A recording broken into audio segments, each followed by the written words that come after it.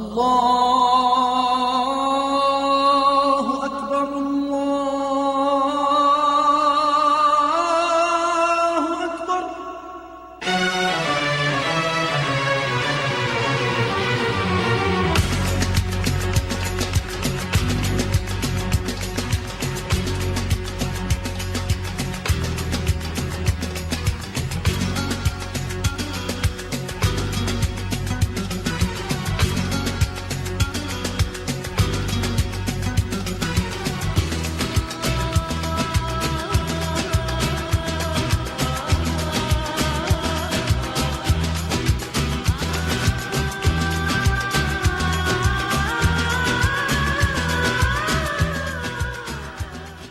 Good evening. I am Dr. Akl. I'm a cancer treating doctor. I treat cancer with radiation. Today's topic will be gynecological cancer. I will summarize all gynecological cancer to our primary care physician as well as to our gynecologist and to our patients, of course.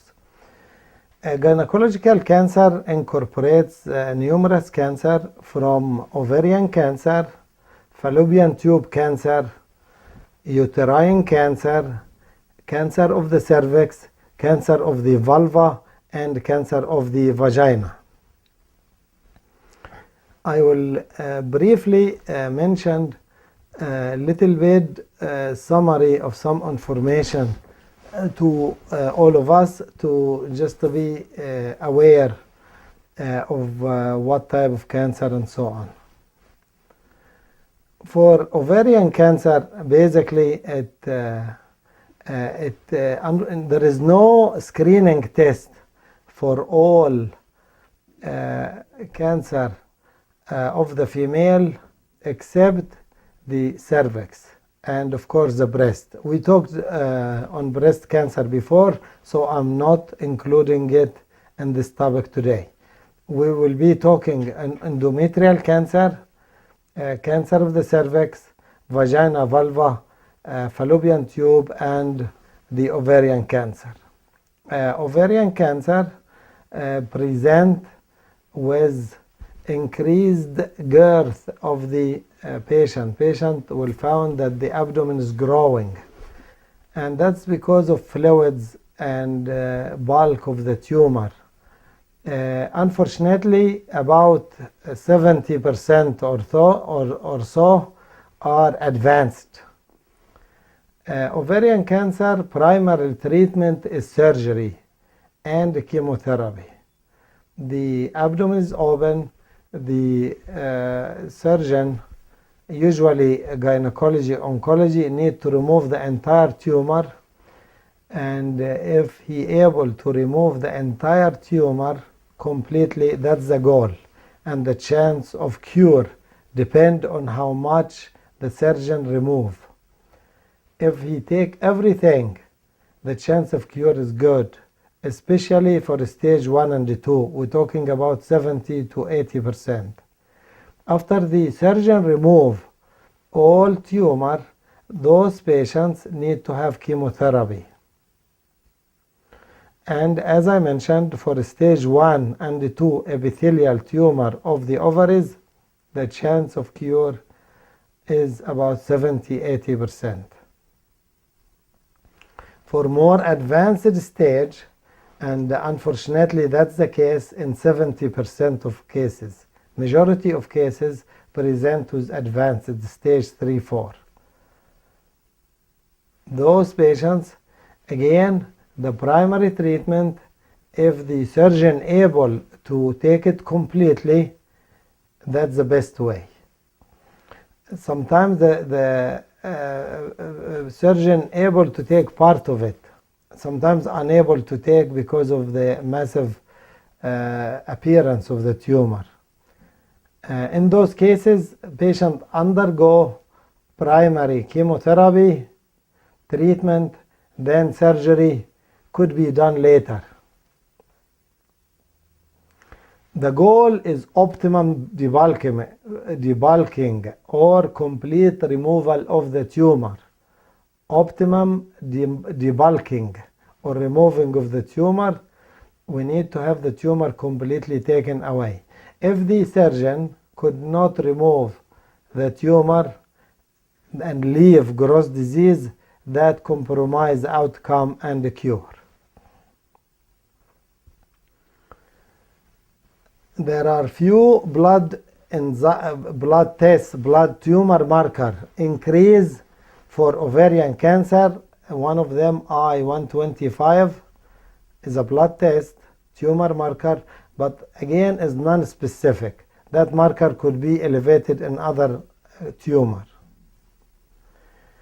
In a Scandinavian country, they attempted to do 3 things to screen for ovarian cancer: ultrasound of the abdomen, the blood test, and pelvic examination. But because ovarian cancer is not that common, they found it is not an effective screening. And those suspicious cases within that screening, they go for laparotomy. Patients need to identify any unusual symptoms related to mass in the pelvis or mass in the abdomen, and that would include other symptoms related to pain and urinary, rectal symptoms or bleeding.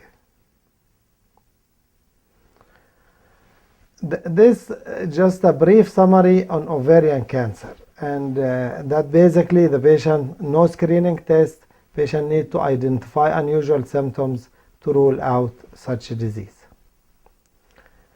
More common cancer, endometrial cancer. Endometrial cancer disease occur in the 50s and 60s of age, and the most common symptoms: postmenopausal bleeding. The treatment, the good news about endometrial cancer, the majority of cases are early cancer, thanks to God. With just removing of the uterus and inspecting the lymph node, majority of patients, that's it, that's the treatment. The addition treatment to endometrial cancer after surgery depend on the aggressiveness of cancer. If the cancer is very aggressive tumor, or the tumor penetrates into the uterine wall, then those patients will need in addition to surgical treatment, they need to have radiation treatment to the pelvis to decrease the chance of this cancer come back, and they also need some sort of chemotherapy depending on the stage and advancement of cancer. But overall, endometrial cancer is good disease. Majority of cases are early, and the tumor is not the aggressive type, and the penetration is minimum, and the surgery, primarily removing the uterus and checking the nodes, are adequate. Checking the node, one school just inspect them, palpate them, and for suspicious one, removed. Other school, you need to remove the lymph nodes. But with early cancer, the yield is low for lymph node spread, and usually the chance of spread to the node is very small. So overall is a good disease, thanks to God. The third cancer I like to talk is cancer of the cervix. And this cancer is an important because of the fact that screening result in early diagnosis and cure. In the old days, before recognize the importance of screening, the cervical cancer present with advanced stages. But because of screening with pap smear, we identify cancer of the cervix early, and the cure is high. The other importance of cancer of the cervix is the human papilloma virus association with carcinoma of the cervix.